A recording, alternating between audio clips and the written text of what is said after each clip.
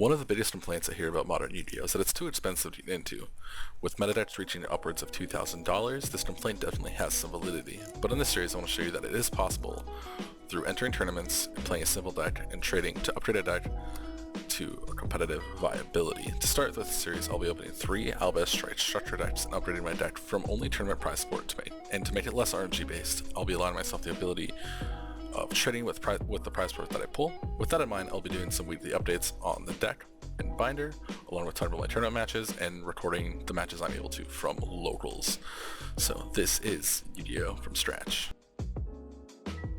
So with the series, the plan really is that I'm going to be starting off with deck profile, so you guys can kind of see the deck I played for the week, any changes I made during the week. So like a good example that you'll see is I picked up a Solemn Strike for my pack opening for my first locals. So for the second locals, I was playing the single copy of Solemn Strike that I pulled. I didn't make any trades in between there, so you guys won't see any of that. But basically, any trades throughout the week or anything updated to the deck I will be posting, and then you'll see that there. And then in the second part, we'll show you guys the matches, and I'll go through my results. At least for this video, I'll just tell you them now. For my first locals, I ended up going staging 7th at 3-1, and then for the second locals, I went undefeated. On my first one, I got very lucky. You guys will see most of the matches from that second locals that I played where I had the strike. It came in clutch for 2 of the matches I won, so it was extremely important. I ended up striking a Dragite negate, and then I ended up striking a Collapse Serpent Summon, which killed my opponent's whole resource engine. Because they chaos based, and then I just strike the Collapse Summon, and they no longer had a way to their engine. And then I guess for part 3 of the video, we'll be showing you guys the binder, and kind of where that's at, along with kind of talking about maybe what my plans are for what I'm looking for in trades for the rest of the for this next part of the episode. And then yeah, that's kind of how it's going to function. I hope you guys really enjoy it. So I guess let's just jump into the deck profile here.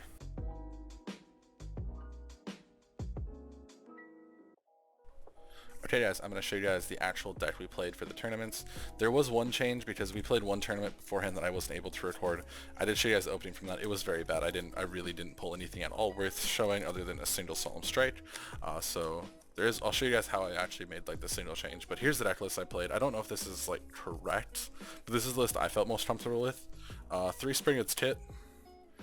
Basically this is just the one that searches for Albaz Fusion and shuffles one back, which is, it's less punishing, but this actually has a pretty like useful effect in terms of you just set the Fallen of Albaz. So like in the slower grinder matchup, it is nice to just get that extra body on board, especially relevant once you have Branded in red, because you're able to just fusion with Branded in red, so you don't actually lose. You actually get a resource back instead of like losing more, and then they're not able to always read that the Mirror Jade's going to be there.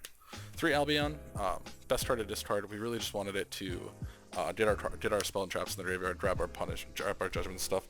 It obviously gets better once we have more cards, but it did actually work out perfectly for what it was, just because we need the discard fodder for Keeper and all that other fun stuff, or like Lubellion. 2 Fallen of Albaz. I actually picked up the Branded in red now. I'll show you guys that picture on stream. So we're going to be playing 3 of these after, but yeah, 2 is definitely correct in the original list, just because you don't really need to see multiple. It is really nice to win second. I probably would side the third, to be honest, over like 2 of the or 1 of the warning points, but it did work out really well at 2 for me.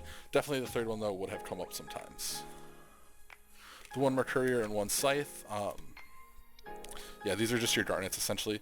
You play Scythe because Back to the Front is like really solid in this set, because if they clear your first Mirror Jade, you just have to bring it back, and then you get to do you get to use Mirror Jade affected in, because it's not it's not a hard once per turn, it's like once per copy that's face up on the field essentially. It's like a once per turn effect, or once per every other turn effect on that single copy. So as soon as it's removed from the field, you're able to just recur it with like Back to the Front or Streams of the Branded and use it again. Mercurier is that it's just another consistency card essentially. The point of Mercurier is essentially just banish it off Gold Start. It's just another way to access, and if you can banish it in other means, it's also just like useful to get resources. The hand traps, Triple Veiler, Triple Ogre. These came in the structure deck. These are just like super nice hand traps, really solid in the format. Definitely helped a lot. Triple Branded Fusion, Triple Extrav. I like control decks more than I like full combo. I think like the combo build for this just doesn't work anyways. But Triple Extrav to draw, we really only ever had it banished in the 2 locals I played. It only banished horribly once on double Mirror Jade. So yeah, or triple Mirror Jade, so that wasn't too bad. And then 3 Branded Fusions, obviously the card's insane. What else is there to say about it? Double Branded in white, I think this is correct. You definitely need like that graveyard recovery, and if you're able to pitch it, this is just so strong. This is like the strongest card in the deck besides, or like standalone card deck besides Branded Fusion. You definitely need to play multiples of this just so you can see it. Crawl by the Grave, Gold Sark, just generic staples essentially. Gold Sark just is another consistency card. Branded Loss, Branded Bond. I played these. They were fine. Branded Loss, when it's like when it's like good, it's really good. It gives you like recovery game, and it also lets you protect your fusions from going off, so they can't like bell you. They can slash you, but they also can't like hit your summons, so it guarantees that God, what is it? That LBN will go through to get the Mirror Jade on board. You can use Mirror Jade effect uninterrupted. Brennan Bod gets Fallen Albaz back from the grave or banish. It is relevant. I did have a couple times where like Sark Brennan Bond came up when I was like playing my first locals. But Brennan Bond's the card I took off for strike. I don't think it's like insane. It's super fine, but it's not like great. It's just like a goes even board presence making card. It's not crazy. It's not a card you want to open, so I was kind of like, I don't really care about it. 3 back to the fronts. The logic behind this is like being able to bring back Mirror Jade, being able to like Fallen of Albaz, and being able to bring back Artifact Scythe are all like super high impact plays. And this card's gonna be good going first or second. Like if I go second and I can make plays and then kind of like trade their board, and I can activate back to the front and then fusion with their board into a Mirror Jade, I'm probably gonna win the game. So my logic on it was like the card's super like so much better than Warning Point, which is specifically only for going second or only for going first. I'd rather play this in the main and then side deck the Warning Points. Or yeah, so definitely correct to play 3 of these. And like the Scythe going Branded Fusion, setting Scythe. Like Branded Fusion back to the front was an FTK. You get Scythe, and then they can't out the Scythe because they have to have 2 interruptions or like droplets a monster to like have any chance of outing it. 3 Taboo, Floodgate that came with the structure deck, and you just kind of have to play it. The card's really solid. Definitely don't play this card if you're playing structure, because you just need a way to like be safe. It does kind of suck when you have Albaz, but more often than not you're going to go Fallen of Albaz into Mirror Jade anyways, so it wasn't really that horrible. It never really like hurt me more than it helped me. Definitely sides out in some matches, but for the most part it's just good. Branded Traps, 1 Judgment of the Branded. This is probably the like least good one, but it does have its like situational utility. There's times where you want to send it with Fallen of Albaz or the Albion Dragon in the graveyard just to set it on your field into like board wipes. I played versus Invoked Dogmatica deck, and he had like full board presence, but he let me get a fusion on board that didn't do anything. And then on his turn I just hit him with Judgment of the Branded, and yeah, it was just a like straight blowout right there, because it just cleared away his Floor, and it cleared away his Macabre, and it cleared away the second Macabre he tried to make. Super strong. 1 Branded Retribution, just a negate. It also has recovery in the graveyard, so I can grab that Branded and White or Branded Fusion. Streams of the Branded, this card's actually like really solid. It's actually carried me a lot. Basically, you can just revive a fusion monster that goes to the graveyard. It's essentially what it says, and then you can pitch it off of Albion to, well, that's in your graveyard to search it. Branded Sword, banish it to add back 1, or banish it to add back 1. Fuck, dude. Dog. So yeah, that was the main deck. 40 cards, worked out perfectly fine. I definitely like want to make changes, but we'll get to that when we get to that. For the extra deck, yeah, this is super simple. Just 3 of the good ones, the ones that you need to resolve to get to Mirror Jade. 2 Spin Dash. I thought this like effect was like fine. My logic behind this was like it's super easy to level 8 in graveyard, and then having a pop effect for like Floodgate-esque cards is like semi-relevant. 2, this one, this just can't be destroyed. That's like its primary purpose. I just wanted something to like wall if I had to. It did come up in one of my matchups where I just like sat on this in defense position, and my opponent didn't play like good like spot removal.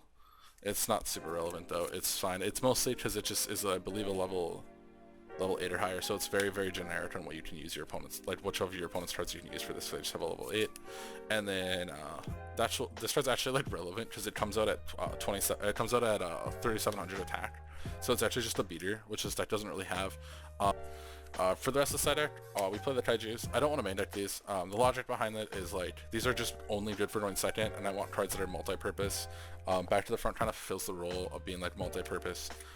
A multi-purpose card where it's okay going second, but it's also strong going first.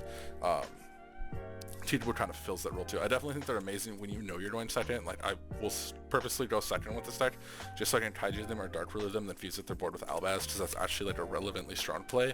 You'll see that, you saw it in the game 3, or you'll see that in the game 3. And then 3 Dark Ruler, kind of the same thing, where you just want to clear their board, remove their threats, and then just fuse into their board with Albaz. Triple D-Barrier. D-Barrier sick, really good into the mirror match, and then triple Warning Point. This card's like insane. It's no material, but it negates their effects.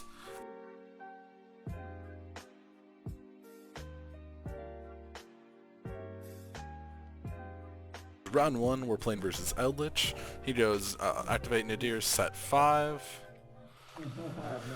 And unfortunately, we are met with a Still Drain.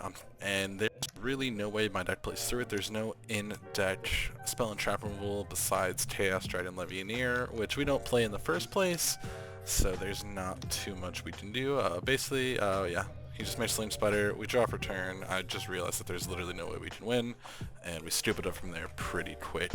It is what it is. Still Drain's a really good card. We go into game 2, I'm able to open with like normal stuff. I made Mirror Jade pass, he goes set 5, flips a Rivalry, and he just gets hit down by Mirror Jade. He draws no answer to it, just judgments and all that fun stuff. Game 2, I'm able to resolve Keeper Dragon Magic into Branded Fusion. I activate Branded Fusion. I get into Recur Fallen of Albaz that I sent to the graveyard with Branded Fusion. Make the, oh god, I can't remember the name. We make the Titaniclad at 37 because it gains 1200. We kill the Golden Lord. He ends up lava rolling our board, which isn't too bad of a deal because we really only lose Albaz and our Titaniclad. He gets to Golden Lord. Uses Golden Lord, swings over, but in the end phase we are able to trigger the Titaniclad, summon Albaz, attempt a fusion with his Eldritch Golden Lord, which forces his strike out. We use Streams of the Branded in the end phase, summoning back to Titaniclad after it uses its effect, so we have another threat to put on the board. And then we go into standby on my turn. He flips up a Rivalry, locking us strictly into Titaniclad.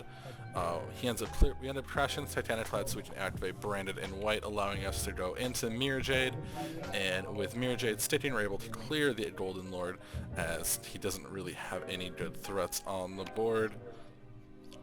And then we're able to win the game simply off Mirror Jade beat down because Eldritch just can't deal with Mirror Jade.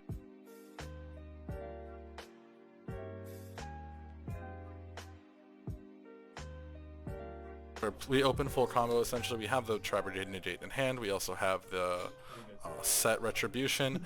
We banish the Mirror Jade, he passes turn. We're able to banish, we're able to trigger our Albion to search for Branded Fusion. Set Branded Fusion, we're able to do Branded Fusion and basically just fully go off and just kill him. Really simple play there, he's nothing he can do, he just stoops up real quick. Yeah, just quick stoop from there. And then game 2, he opens combo, we can't do anything, we have like no resources. Going into game 3, we activate Pot of Extravagance and manage to get probably the worst first extrav I got the whole tournament. Draw 2, we look at it, and as you'll see here in a second, it is just incredibly unfortunate what we end up hitting. I keep my composure though, and then I do end up showing him, we actually already banished the 3 Mirror Jades on the first one, very unfortunate. Luckily we did have the warning point to stop the Seaford from going off even though he damaged our kits. Going into turn 2, we're able to Veiler the Red MD, that's all he can end on. He hits us for 20, he hits over our just generic 2500. We're able to search for Fallen of Albaz, pretty staunch right there. And then we get to fusion with his Red MD with our Fallen of Albaz by adding it to our hand. We didn't have the cards in hand to do the discard to draw.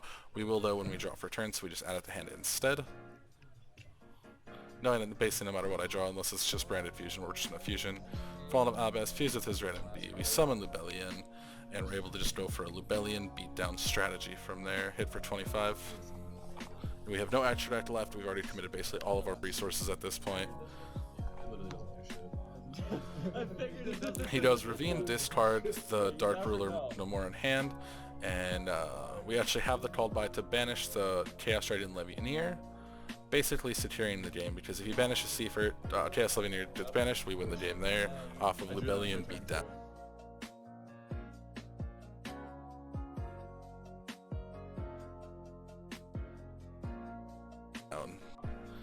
Next we're going into our match versus Mermail. He opens full combo, rips 3 cards from our hand, makes 3 negates to stoop up from there. Game 2 I make him go first. He does essentially the same thing but with a little bit of a weaker board. He makes the mistake of linking off his Mooling Glacier, giving us an extra turn to set up. He goes for Mermail, reveal in hand, we flip Teekaboo. He basically just wastes 2 cards, gets almost nothing out of it. We force out the Mermail Scales with Branded in white.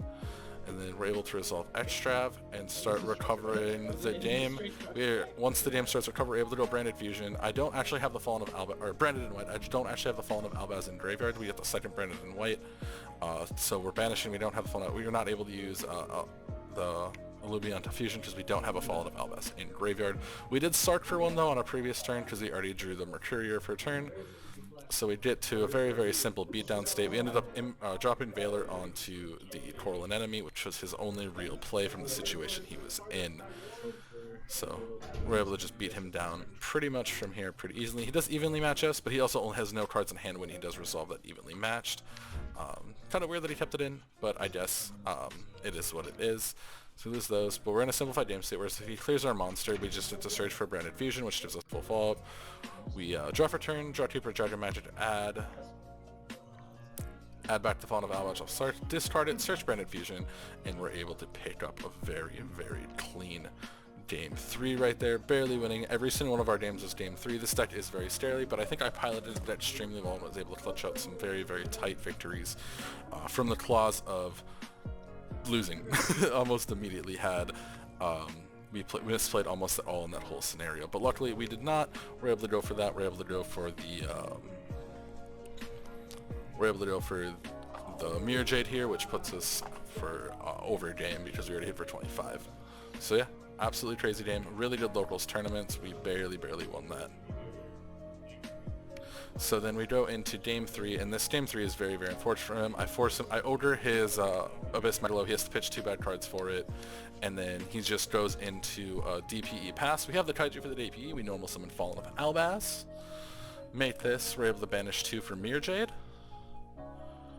Yeah. Or we just banish 2, and we're going to push Dame on board on 4 summons. Although I know the last card in his hand is the Mikazuchi, it's good just to make sure we can actually kill. So we have 1, 2, 3, 4, 5. Yeah, Branded Fusion's gonna be Dame no matter what. He just scoops it up real fast, like it is what it is.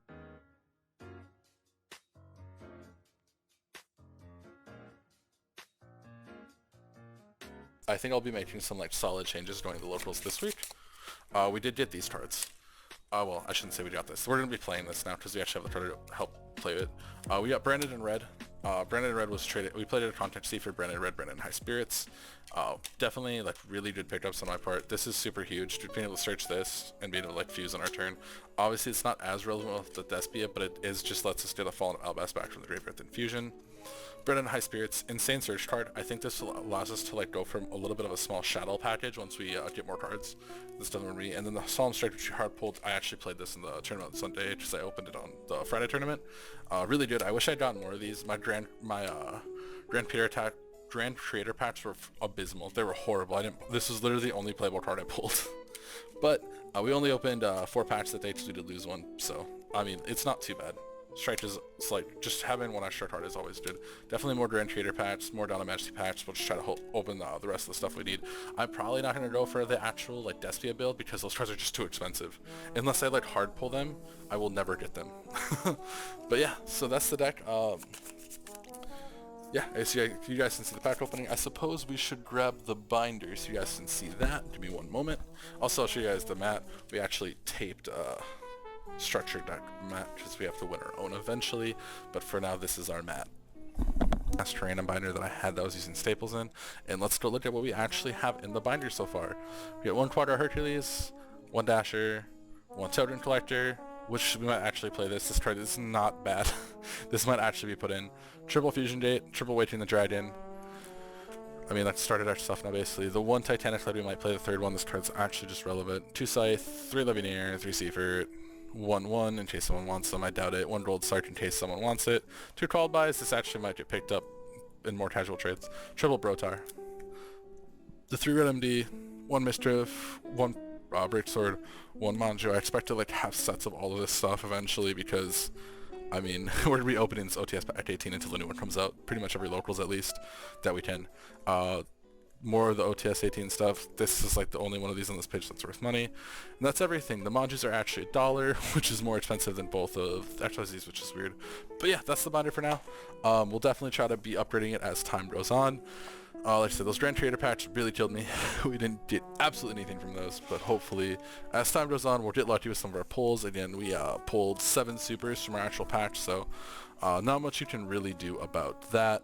But yeah, we will hopefully upgrade it as time goes on. Obviously it's RNG based too. We have to pull good stuff to get a better binder or just keep playing over time. That's it for now though, guys. That's the whole video. Thanks for watching. Remember, if you liked it and you watched the whole thing, definitely give me a like, hit a subscribe. We'll be doing this every single week.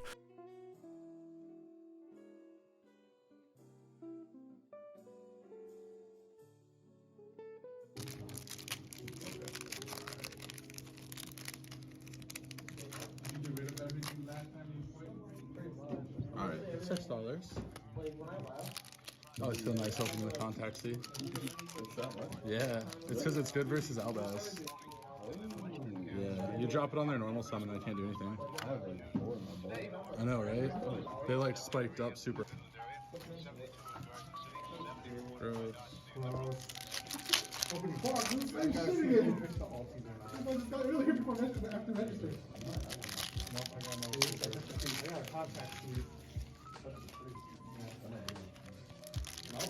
Another one? You got the Ecclesia? Son of a bitch, I needed that. One day I'll get another ulti. OMG, you will garbage. I have a strike, I guess. Hey, you can play that. Yeah, I guess. It's not good. I mean, like, I could play punk too, I thought, honestly.